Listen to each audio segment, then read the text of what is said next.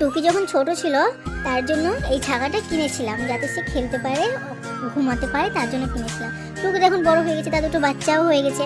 তো আমি এটা কালকে বের করেছি, টুকি দেখে চিনে ফেলেছে এটা তার।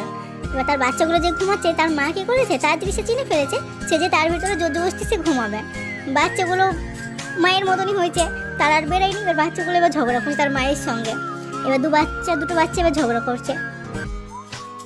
এখন তার ছেলেদের ঘুমানোর বয়স এটাতে, আর সেটা এখন টুকি ঘুমাবে, সেই জন্য ঝগড়া, বাচ্চাদের সাথে ঝগড়া করছে। সেটা দেখে তো হাসতে হাসতে আমি নিজেই শেষ হয়ে যাচ্ছি। আর এরা তো ভাই বোন কি ঝগড়া করে, এত ঝগড়া, ওদের ঝগড়া দেখে আমার নিজের মাথায় কাজ করে নিয়েছি, এরা তো ঝগড়া করে কিভাবে, সে তাকে কামড়াবে, সে তাকে কামড়াবে, এত ঝগড়া করে। আর তার মা চুপচাপ বসে বসে দেখবে। তার মারও বয়স কম, স্বল্প বয়সে মা হয়েছে প্রথম, সে অত জানেনি বাচ্চা কিভাবে লালন পালন করতে হয়। আরেকটা কথা বলি, আর এরা যে দু ভাই বোন, একটা ছেলে একটা মেয়ে, তো একটা টম একটা চিকি। তো চিকিটা অনেকটা একটু সিধা সাদা টাইপের, পুরো ওর মায়ের মতো হয়েছে।